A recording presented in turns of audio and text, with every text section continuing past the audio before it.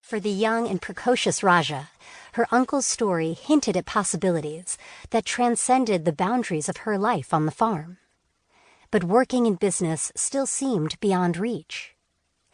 It was something to aspire for, but it wasn't the same for me, Raja said. I was just a girl from a small rural town. Nevertheless, during summer holidays, Raja began spending time with her uncle at his factory in Bangalore, the Silicon Valley of India. By sheer luck, the commute to the factory would prove as powerful as her efforts to study the actual business. Raja recalls making that drive one morning when her uncle pointed out Biocon India. The company spanned a sprawling campus that she'd seen countless times before, but had escaped her interest until then.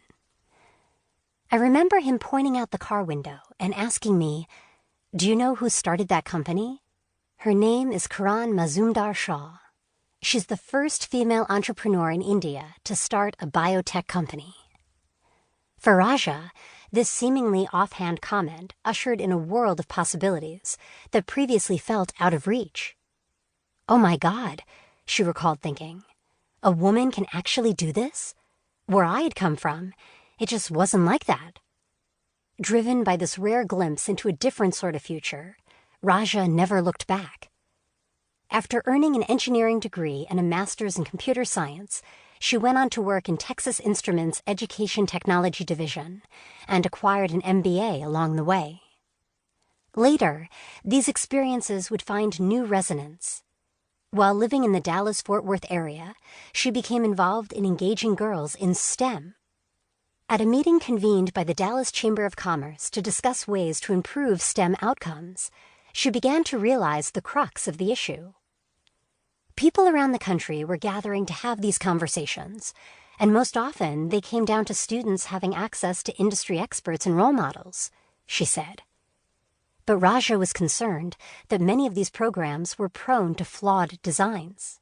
They were time-intensive, didn't always match the skills of professional mentors to student learning objectives, and tended to focus too heavily on older children. Could we leverage technology to address these gaps? Raja wondered. Exercising the entrepreneurial instincts that had taken root on the commute in Bangalore, Raja co-founded Nepris, a platform that beams industry professionals into classrooms over video chats to bring real-world context to curriculum. Arguably, a single point of reference had changed the course of Raja's life. A woman could run a company. In a nod to her experience, Nepris departs from traditional mentorship models. Our vision, Raja said, has not been to forge stronger one-on-one connections. Rather, the objective of Nepris is to enable as many connections as possible, with the aim of integrating industry relevance into everyday learning. With this new approach, Raja hopes to open up new horizons for more students like her. Networks as a gateway to opportunity. Raja's story underscores a fundamental truth about opportunity. Much depends on our inherited network. Our inherited network is the social infrastructure into which we are born, and that forms around us when we are young. Across both strong and weak tie dimensions, inherited networks are fundamentally bounded.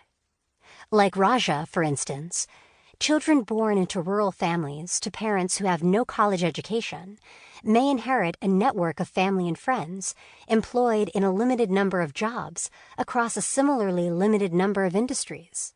Inherited connections are by no means negative or bad influences. They can provide all sorts of critical supports, love, and care.